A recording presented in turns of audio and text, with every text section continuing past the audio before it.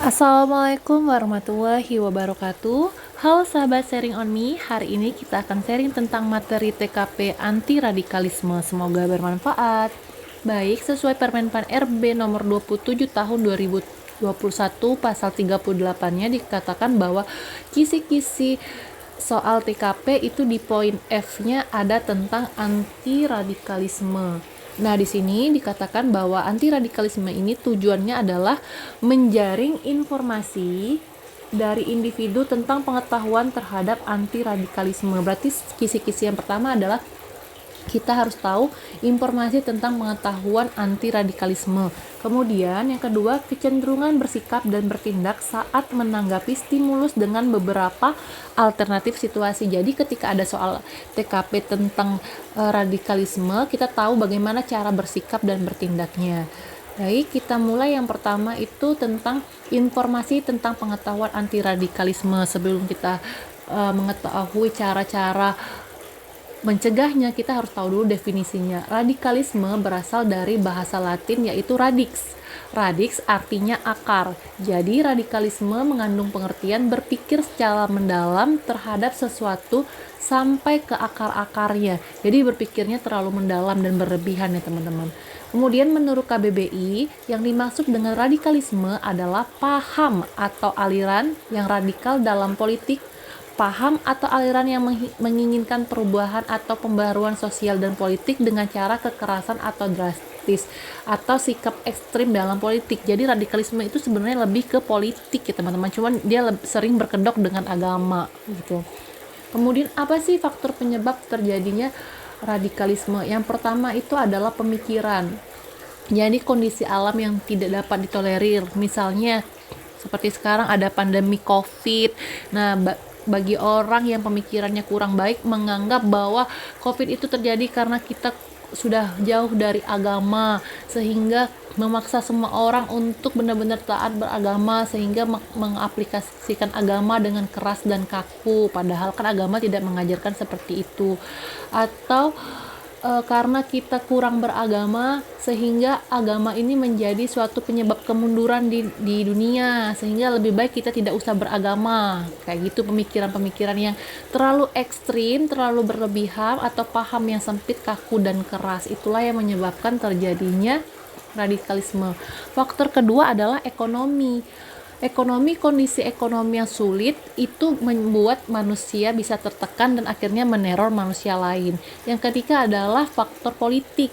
Misalnya kan faktor politik ini, rakyat itu berharapnya pemimpin itu adil, memihak rakyat, menjanjikan kemakmuran, tapi dalam pelaksanaannya kan harapan itu tidak selalu sejalan dengan apa yang terjadi, sehingga timbullah nih tokoh-tokoh radikal yang wah ini pemimpin nggak bagus, yang memprovokasi, wah pemimpin ini tidak memihak rakyat, sehingga dia mempengaruhi orang-orang yang pemikirannya kurang bagus, sehingga terjadilah radikalisme. Kemudian faktor sosial.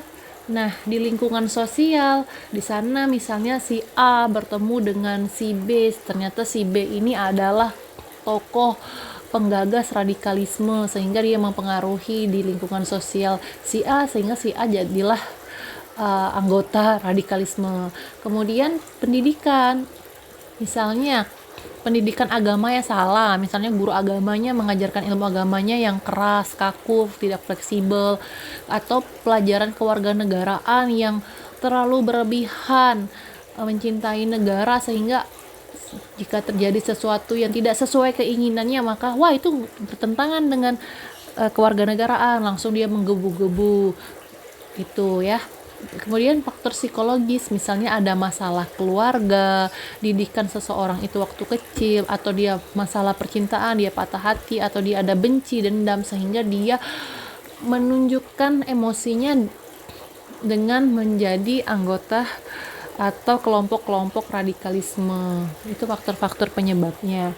Kemudian bagaimana ciri-ciri radikalisme? Nah, kita bisa tahu seseorang ini radikalisme masuk ke dalam golongan-golongan orang yang berpikiran radikalisme atau tidak, itu pertama dari Tanggapan terhadap kondisi yang terjadi. Tanggapannya diwujudkan dalam bentuk evaluasi, penolakan, perlawanan, bahkan kekerasan. Kemudian biasanya orang-orang yang radikalisme itu melakukan penolakan dan menuntut perubahan drastis. Udah menolak, dia maunya cepat aja berubah, langsung sesuai keinginan dia. Kemudian orang-orang yang tergolong dalam radikalisme itu memiliki keyakinan yang kuat terhadap program yang mereka jalani. Jadi mereka merasa paling benar, apa yang mereka yakini itu adalah sesuatu yang paling benar. Jadi tidak bisa menerima lagi pendapat ataupun saran ataupun ilmu-ilmu yang terbaru. Kemudian tidak segan-segan menggunakan kekerasan. Kemudian menganggap orang yang berbeda pandangan dengannya adalah salah. Jadi orang yang memiliki pendapat lain itu dianggapnya adalah salah, bukan bagian dari mereka. Kemudian itu definisi dan ciri-cirinya. Sekarang ketika kita sudah tahu nih apa itu radikalisme, udah tahu apa ciri-cirinya, bagaimana kita bersikap? Nah, cara membendung radikalisme atau pencegahan yang pertama adalah meningkatkan pemahaman agama. Jadi memahami agama sepenuhnya dengan ahlinya, bukan hanya dangkal. Kita mengetahui agama itu memang benar-benar belajar dari ahlinya, jadi mengetahui agama secara keseluruhan. Kemudian membentuk komunitas damai lingkungan. Nah, di sini inti dari TKP. Yang pertama itu sosialisasi. Jadi kalau kita ketemu soal curiga tentang radikalisme seseorang itu tapi kita belum punya bukti, maka kita sosialisasi dulu. Apa sosialisasi di sini? Misalnya pendekatan terhadap orangnya, mengakrabkan diri, kita cari tahu terlebih dahulu benar tidak orang ini tergolong dalam kelompok radikalisme atau cuma prasangka kita dan lingkungan kita saja. Kemudian yang kedua adalah pengawasan. Nah, seandainya sudah didekati, kita tanya, kita diskusi, ternyata memang ada nih gejala anggota radikalisme si A ini, kita lakukan pengawasan terhadap dia. Kemudian kita menemukan hal-hal yang mencurigakan atau kita sudah menemukan bukti bahwa dia sudah merencanakan bom bunuh diri, maka kita harus lapor tokoh masyarakat atau RT atau ya polisi. Itu kalau benar-benar sudah menemukan bukti. Jadi langkah-langkahnya yang pertama sekali sosialisasi dulu, pendekatan. Yang kedua, jika sudah kita selesai berdiskusi, emang ada tanda-tanda, kita lakukan pengawasan, sudah menemukan bukti, baru kita lapor. Kemudian menyebar virus damai di medsos. Ini adalah penggunaan sosial media ya teman-teman. Jadi kita untuk mengatasi radikalisme, kita memberikan informasi yang bermanfaat. Jangan ikut-ikutan memberikan info-info hoax ya. Kita harus memberikan info-info yang tidak bertentangan dengan Pancasila, nasionalisme, dan NKRI. Kemudian menjaga persatuan. Kita menunjukkan sikap positif. Jadi kita juga menunjukkan sikap positif yang sesuai dengan Pancasila, yaitu kita berbuat baik dan kita melakukan sikap-sikap yang sesuai dengan undang-undang, tidak menyalahin hukum, menjunjung tinggi persatuan, menghormati orang lain, sehingga terjagalah negara kesatuan Republik Indonesia kita tetap terjaga dengan baik. Kemudian meminimalisir kesenjangan sosial. Di sini bagaimana caranya? Yaitu pemerintah dekat dengan rakyatnya. Pemerintah kan sudah dipilih oleh rakyat, maka pemerintah memberikan perhatian kepada rakyatnya, misalnya kemerataan bahan sembako, atau rakyat harus percaya dengan pemerintah karena rakyatnya sudah memilih pemerintah. Kalau pemimpinnya sudah naik jadi presiden, jangan di demo-demo terus, diberikan kepercayaan seperti itu, sehingga ini dapat mengurangi terjadinya radikalisme. Nah, bagaimana jika seseorang itu sudah menjadi anggota radikalisme, sudah menjadi teroris misalnya, kemudian ditahan? Nah, cara tata laksananya gimana? Itu dikenal dengan namanya deradikalisasi.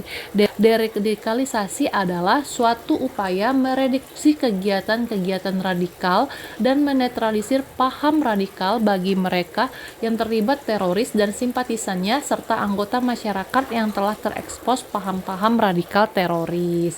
Nah, bagaimana caranya? Pertama, jika memang mereka sudah tertangkap, ini buat yang tertangkap. Kalau tadi pencegahan ya, kalau ini memang sudah benar-benar dia anggota teroris misalnya. Yang pertama kita rehabilitasi. Rehabilitasi itu dilakukan dengan dua cara, yaitu pembinaan kemandirian, yang kedua pembinaan kepribadian. Pembinaan kemandirian misalnya kita berikan kemampuan-kemampuan, keahlian. Pembinaan kepribadian adalah kita lakukan pendekatan, sosialisasi ke dia bahwa radikalisme itu tidak baik. Kemudian setelah dia berhasil direhab, kita lakukan reedukasi. Re itu ulang, edukasi adalah memberikan edukasi, saran. Nah, setelah dia sudah mulai menerima, sudah berhasil direhab, kita edukasi kembali tentang paham radikal itu bagaimana, yang baiknya seperti apa. Kemudian setelah dia direedukasi, kita lakukan resosialisasi, kita bimbing. Kan mereka selama ini menjauhi orang lain, menganggap orang lain salah. Kita bimbing mereka bersosialisasi lagi, berbaur dengan masyarakat lagi. Setelah dia berhasil bersosialisasi, baru kita tanamkan pembinaan wawasan kebangsaan. Kita tanamkan lagi, kita kuatkan lagi nih. Setelah kita memberikan edukasi bahwa radikal itu tidak baik, maka kita berikan lagi wawasan tentang Pancasila, nasionalisme, NKRI biar dia lebih kuat. Kemudian pembinaan agama, karena pemahaman agama yang benar itu bisa menjadi pondasi setiap individu, karena tidak ada agama yang mengajarkan suatu yang tidak baik, semua agama mengajarkan yang baik. Kemudian pendekatan kewirausahaan, yaitu memberikan pelatihan dan modal usaha, karena tadi kan sudah kita ketahui salah satu faktor penyebab terjadinya radikalisme itu adalah faktor ekonomi. Jadi karena kalau seandainya nanti ekonominya miskin atau sosial kehidupannya tidak baik, maka dia akan mudah lagi terpengaruh menjadi kelompok-kelompok radikalisme. Jadi itu ya cara-caranya. Oke, cukup sekian materi tentang anti radikalisme. Untuk soal-soal TKP anti radikalisme bisa teman-teman tonton di link YouTube selanjutnya. Semoga bermanfaat. Assalamualaikum.